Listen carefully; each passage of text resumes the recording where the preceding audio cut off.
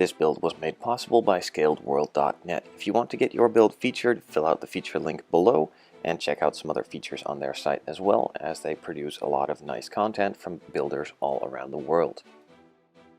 In the last video I finished with applying a couple coats of clear to the body.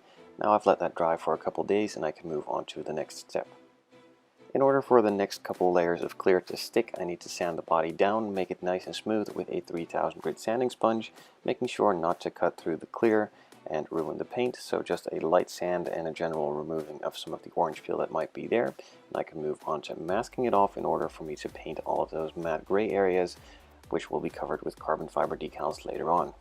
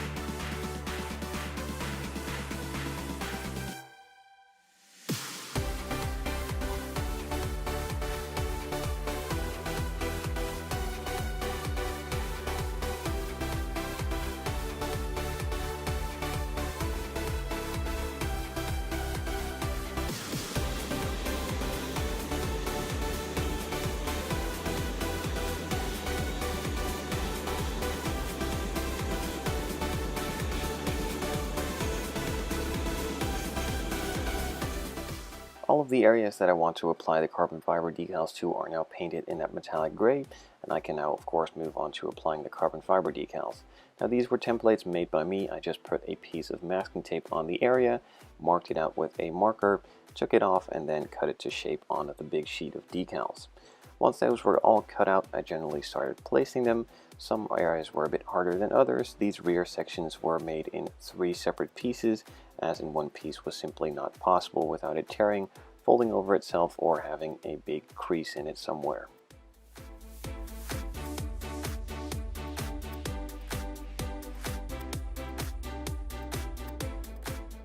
Once put in place and heated up, I started conforming them with a bit of softening solution from Microscale Industries. This just applied on top of the decal, being very careful not to misplace the decal, fold it over on itself, or create creases, just to generally put it in place and then let the softening solution do its work. I speed that process up by heating it up with a hairdryer. You can just let it air dry, I prefer not to, and just speed it up with the hairdryer.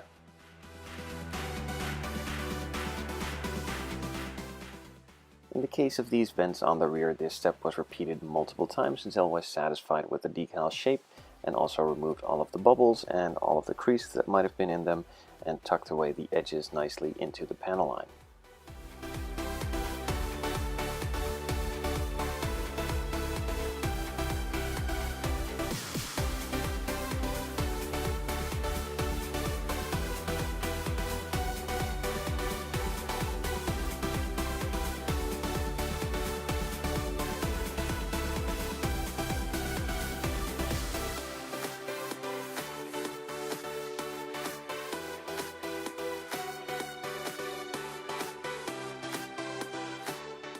With piece 1 now applied to both of the vents, I could move on to the second piece of 3.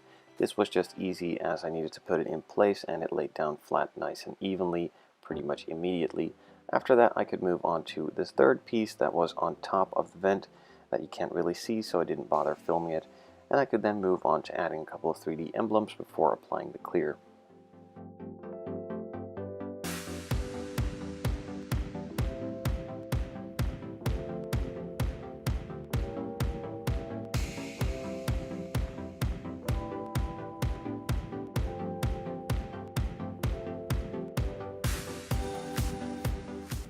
In the kit there are a couple of decals for the logos front, rear, and side.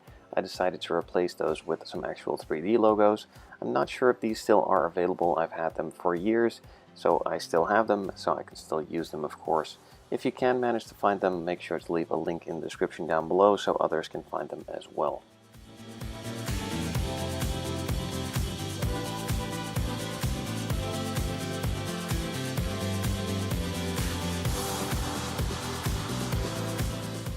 The decals were all applied, the logos were applied as well, and I let that dry for a couple days before moving on to adding the clear coat.